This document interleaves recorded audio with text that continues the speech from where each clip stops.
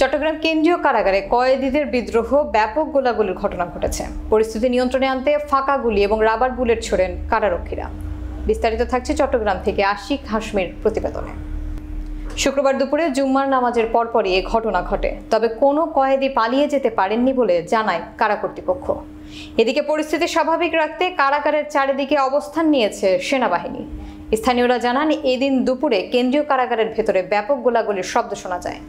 এ সময় বাইরে থেকেও কিছু মানুষ কারাগারের প্রধান ফটক ভাঙার চেষ্টা করে। কারারক্ষীরা তাদের নির্বৃত্ত করেছে।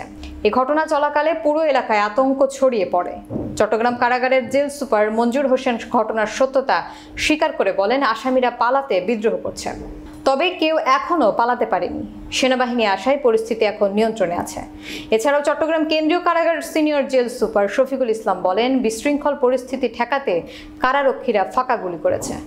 এরপর পরিস্থিতি নিয়ন্ত্রণে সেনাবাহিনীর একটি টিম আসে। বর্তমানে কারাগারের ভেতরে এবং বাইরে সেনাবাহিনীর সদস্যরা পাহারায় রয়েছে।